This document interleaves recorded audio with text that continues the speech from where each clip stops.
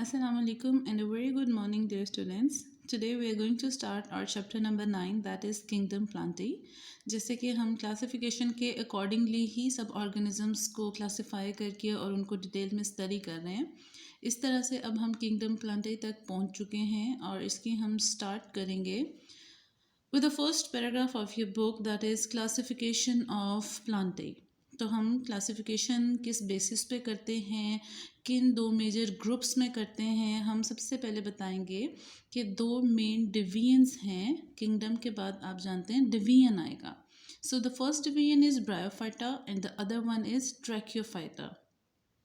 दो main divisions हैं और ये दो मेन डिवीजन्स एक डिफरेंस की बेसिस पे हैं जिसको हम कहते हैं ब्रायोफाइटा, यानी कि वो प्लांट्स जो ब्रायोफाइटा के कैरेक्टरिस्टिक्स रखते हैं हम उन्हें ब्रायोफाइट्स कहते हैं. जो ट्रैकियोफाइट के कैरेक्टरिस्टिक्स रखते हैं हम उनको ट्रैकियोफाइट्स कहते हैं. तो जो ब्रायोफाइट्स हैं वो नॉन वेस्क्यूलर होते हैं जबकि ट्रैकियोफाइट्स वेस्क्यूलर होते हैं. Now what does it mean by vascular? तो यहाँ पे आपके लिए एक पॉइंट आउट है. Vascular means they possess xylem and phloem, मतलब ऐसे प्लांट्स जिनके पास प्रॉपर जाइलम और फ्लोएम होता है. आप जानते हैं जाइलम वाटर की अपटेक के लिए होता है, ट्यूब्स, और फ्लोएम फूड की अपटेक के लिए. अब इसके बाद मेन एक क्लासिफिकेशन है स्टूडेंट्स, आपको इसी तरह इनके कुछ नेम्स याद करने हैं और इसके बाद हम इन सबको स्टेप बाय स्टेप डिस्कस करेंगे. जबकि इनमें से कुछ डिवीजन्स को ALP सिस्टम के अकॉर्डिंग कट कर दिया गया है, बट ये एक जनरल क्लासिफिकेशन आपको एज इट इज़ ही याद करनी है.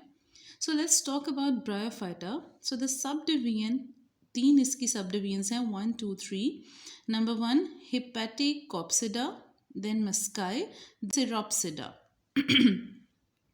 अब बात करें हम डिवीजन ट्रैकियोफाइटा को, जिसको हम 1 2 3 4 डिवीजन्स में डिवाइड कर रहे हैं और ये सब डिवीजन्स आगे से 3 क्लासेस में डिवाइड हो रही हैं. So the first one is psilopsida, इसमें पी साइलेंट है, lycopsida, sphenopsida and pteropsida. Pteropsida आगे 3 क्लासेस में डिवाइड होता है जिसको हम कहते हैं फिलिसियनी, जिम्नोस्पर्मी एंड एंजियोस्पर्मी. तो ये है आपका ओवरऑल एक क्लासिफिकेशन ऑफ प्लांटी जिसको आपको एज इट इज़ याद करना है. Moving on to next is, अब हम डिटेल में डिस्कस करेंगे डिवीजन ब्रायोफाइटा, मतलब ऐसे प्लांट्स जिनको हम ब्रायोफाइट्स कहेंगे. तो आपके बुक में ऑन द होल जनरल एक बहुत बड़ा पैराग्राफ बिल्डअप करके दिया गया है, तो हम उसको छोटी छोटी हेडिंग्स असाइन कर देंगे ताकि याद करना भी आसान हो और आपको पेपर प्रेजेंटेशन भी अच्छे तरीके से करनी आ सके when you are just going to attempt that topic for your long question. And when you just go for the short question, obviously the theme is totally changed. So the first topic हम उसमें से जो बना रहे हैं हम देंगे heading evolutionary linkage को. ठीक है, एवोल्यूशन आप जानते हैं.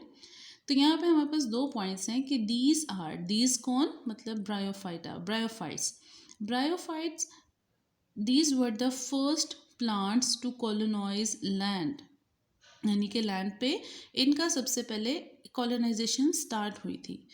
And they are evolved from green algae. हमने हमेशा से छोटे और सिंपल लाइफ साइकिल से, लाइफ स्ट्रक्चर से स्टार्ट करते हुए हम हायर लाइफ फॉर्म की तरफ गए हैं. तो इसी तरह हम कह रहे हैं कि ग्रीन एल्जी आपको पता है क्लोरोप्लास्ट की वजह से है, क्लोरोफिल की वजह से है. ग्रीन एल्जी ने एवोल्यूशनरी लिंकेजेस अपने बनाए, अपने आप को इवॉल्व किया और एक स्टेप फर्दर कम्प्लेक्सिटी में चलेगी जिसको हम फर्स्ट प्लांट्स ब्रायोफाइट्स कह रहे हैं. सेकेंड पॉइंट आप बनाएंगे हैबिटेट का. हैबिटेट आप जानते हैं जो द लिविंग कंडीशंस और द लिविंग एरिया, हम उसको डिफाइन करते हैं. यहाँ पे हम कहेंगे they are poorly adaptive on land. क्यों पुअरली अडाप्टिव हैं? बिकॉज अभी ये इवॉल्व हुए हैं, ये बहुत ज़्यादा कम्प्लेक्स नहीं हैं, इनके पास बहुत ज़्यादा कम्प्लेक्स स्ट्रक्चर्स नहीं हैं. Second, these are confined to damp shady places. Confined मतलब रिस्ट्रिक्टेड हैं, एक जगह पर इन्हें कंस्ट्रिक्ट किया गया है, कन्फाइन किया गया है डैम्प, गीले, छाँव वाली जगहों में. ऑलराइट, अब हम थर्ड टॉपिक अपना बनाने जा रहे हैं मोड ऑफ ट्रांसपोर्टेशन. तो एक्चुअली अभी आपके नेक्स्ट 3 पैराग्राफ्स बड़े इंटरमिंगल्ड हैं, तो उसमें से हम एक कैटेगरी को अलग कर देंगे. अभी हम सिर्फ मोड ऑफ ट्रांसपोर्टेशन इसमें से इंफॉर्मेशन निकाल रहे हैं.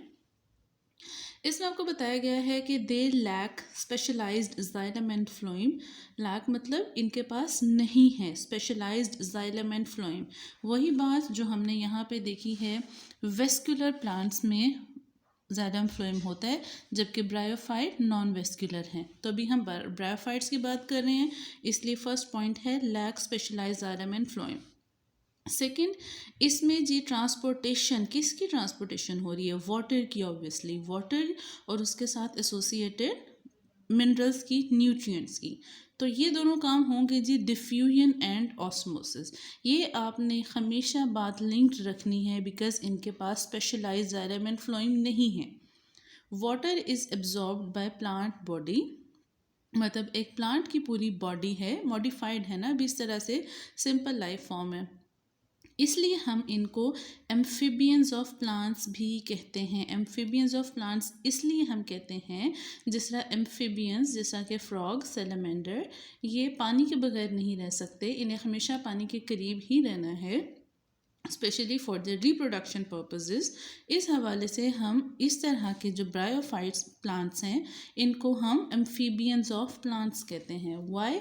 Water is necessary for reproduction. अब ये पॉइंट एक बहुत इंपॉर्टेंट है, इसको आपने अभी अपने माइंड में रख लेना है, जिसको हम अभी आगे डिस्कस करेंगे। ओके, सो फोर्थ पॉइंट है जी आपका प्लांट बॉडी। अगर आपसे ब्रायोफाइट्स के सिर्फ प्लांट बॉडी का पूछा जाए तो आप उसमें ये सब पॉइंट्स शो करेंगे। First one is once again non vascular. उसके बाद है फ्लावरलेस प्लांट्स, मतलब ये ऐसे पौधे हैं जिनके ऊपर फूल नहीं उग सकता या नहीं उगेगा। May be thalloid, may be thalloid मतलब थैलॉइड की फॉर्म में आ भी सकते हैं, नहीं भी। नाउ व्हाट इज़ थैलॉइड, ये आपकी बुक में मेंशन नहीं किया, सो इट्स गुड कि आप इसको एज सच इतना डिस्क्राइब मत करें। ऑलराइट, उसके बाद ये प्लांट बॉडी में आपने राइजोइड्स का बताना है कि राइजोइड्स प्रेजेंट होते हैं फॉर एंकरिंग। एंकरिंग मतलब अटैचमेंट, जुड़ना, ठीक है। इन, जैसा कि एग्जांपल है, in mosses and liverworts. Mosses and liverworts आप अपनी स्क्रीन पे देख सकते हैं image. Okay, so sporophyte consists of foot, seta and capsule. What do you mean by sporophyte? इसको हम आगे देखेंगे, बट एक्चुअली ये 5 कैरेक्टरिस्टिक्स, ये 5 पॉइंट्स हैं जो आपने प्लांट बॉडी में हाईलाइट करने हैं। अगला सबसे इम्पॉर्टेंट टॉपिक है number 5, that is alternation of generation. Alternation alternate से मिला है, दैट इज़ चेंज, जिसका मुतबादल यानी जो तब्दील हो जाए, यानी कि पूरी की पूरी एक जनरेशन किस तरह से तब्दील हो जाती है एक से दूसरे में। तो इससे पहले आपके पास थोड़ा सा नॉलेज होगा ऑल्टरनेशन ऑफ जनरेशन के हवाले से, गेमीटोफाइट एंड स्पोरोफाइट। गेमीटोफाइट होता है जो गेमीट्स बनाता है और स्पोरोफाइट स्पोर्स बनाता है।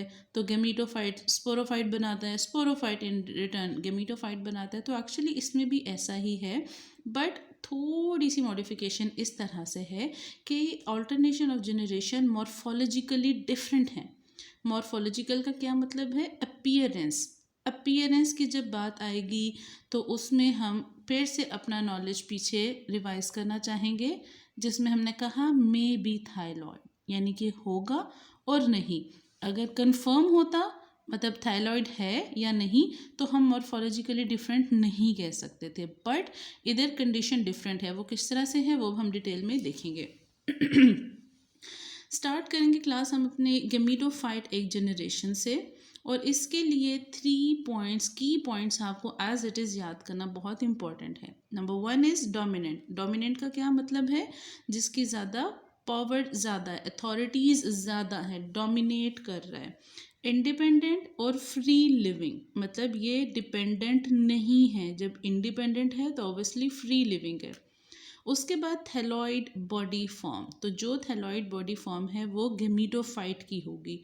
और 2 हमारे पास बातें आ गई। थर्ड स्टेप क्या है? Produces sporophyte. यहाँ पे इसने स्पोरोफाइट की एक नई पूरी बॉडी फॉर्म को बना दिया। अब इम्पॉर्टेंट डिस्कशन है हमारी स्पोरोफाइट की। तो स्पोरोफाइट में अभी तक जो प्लांट बॉडी है वो डिप्लॉयड में है। 2n, n means number of chromosomes, मतलब यहाँ पे अभी तक क्रोमोसोम नंबर डबल्ड है। अब यहाँ पर क्या होगा, इट प्रोड्यूसेस स्पोरेंजिया। स्पोरेंजिया के अंदर हैप्लॉइड स्पोर्स बनते हैं and you know very well diploid से हैप्लॉइड तब बनेंगे जब मियोसिस का प्रोसेस अकर होता है, जिसमें 1 से 2 सेल्स बनते हैं बट क्रोमोसोम नंबर हाफ हो जाता है, डिप्लॉइड हैप्लॉइड। तो यहाँ पर होगी मियोसिस। मियोसिस से प्रोड्यूसेस स्पोरेंजिया हैप्लॉइड स्पोर्स। अब ये स्पोर्स क्या करेंगे, germinate to form gametophyte, this gametophyte. But इससे पहले एक और गेमीटोफाइट है। क्यों, यहाँ से आप बात देखें, इस गेमीटोफाइट ने स्पोरोफाइट बनाया जो कि डिप्लॉइड है, लेकिन यहाँ पे हम हैप्लॉइड कह रहे हैं। तो अब क्या होगा कि ये हैप्लॉइड डिप्लॉइड में किस तरह चेंज होगा, ये हाफ है, ये डबल किस तरह होगा, उसकी हम डिस्कशन करेंगे। But once again just go back to the previous knowledge. हमने एक गेमीटोफाइट जनरेशन की बॉडी फॉर्म बताई और हमने कहा गेमीटोफाइट ने स्पोरोफाइट बना दिया। स्पोरोफाइट की जनरेशन हमने जब स्टार्ट की तो बताया कि इसने हैप्लॉइड स्पोर्स बनाए थ्रू मियोसिस इन स्पोरेंजिया, और उसके जो स्पोर्स हैं इन्होंने जर्मिनेट करके गेमीटोफाइट बनाया। Now this is actually the main point. Antheridia and Archegonia. Antheridia is a male sex body part in plant and the female is Archegonia.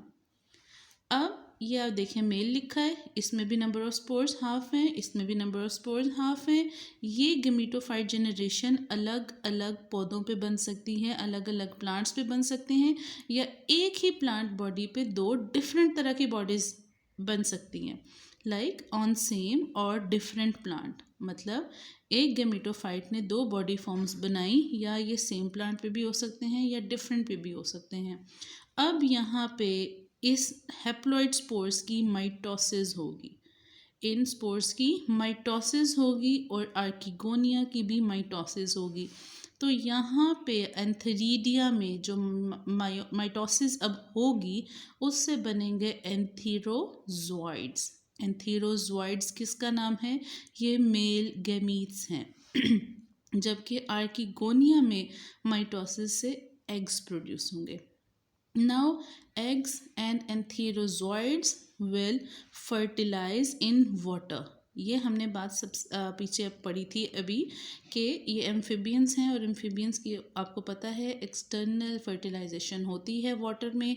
इसी तरह से यही कंसेप्ट यहाँ पर आएगा और यहाँ पे फर्टिलाइजेशन से जब हाफ हाफ मिलेंगे तो 2n बन जाएगा, मीन्स 1 + 1 2।